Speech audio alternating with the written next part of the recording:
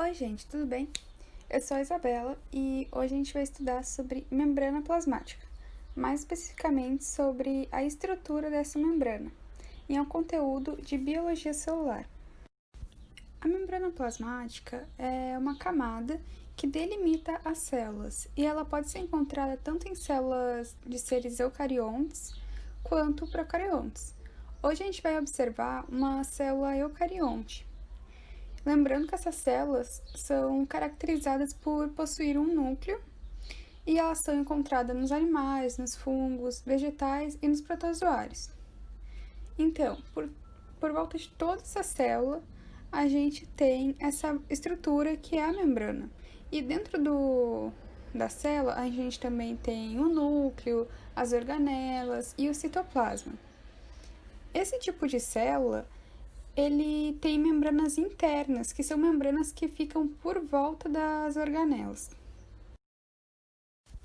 Mas afinal, o que é a membrana plasmática e para que ela serve?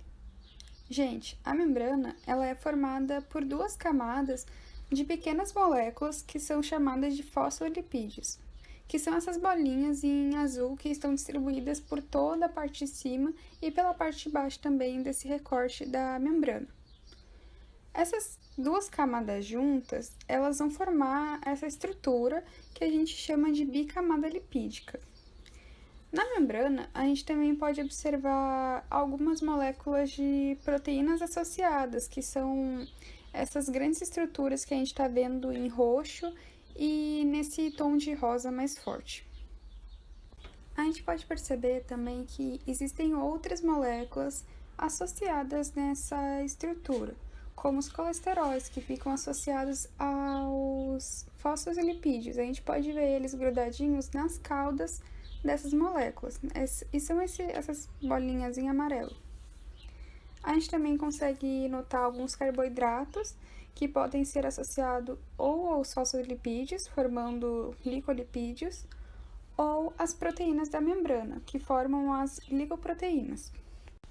A membrana plasmática tem funções primordiais nos processos biológicos dos organismos.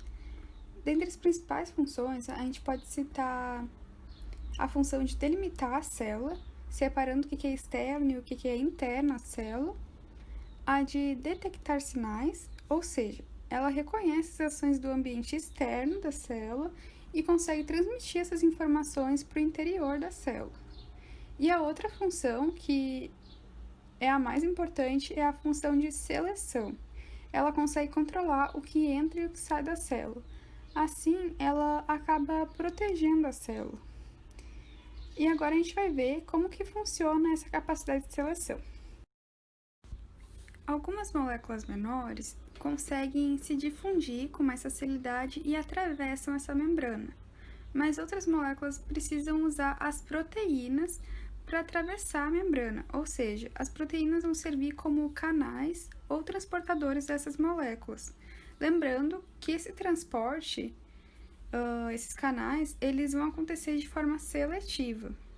Assim, as moléculas conseguem passar do meio externo para o interno ou o contrário. E outra função da proteína é de servir como âncora, preservando a forma da célula ou a morfologia, né? Assim, a gente percebe que as proteínas desempenham um papel fundamental para alguns processos biológicos que vão acontecer nessa membrana.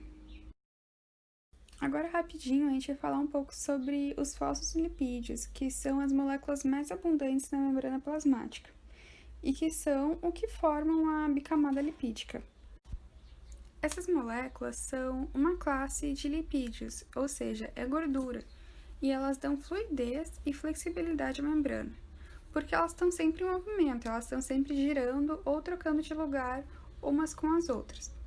A gente também pode perceber que a cabeça do fosfolipídio ela está sempre em contato com um meio aquoso, que vai ser o organismo ou o citoplasma da célula, enquanto as caudas vão estar sempre em um meio que não tem água. E isso vai se dar porque a cabeça do fosfolipídio é hidrofílica, ou seja, gosta de água, e é polar também, né?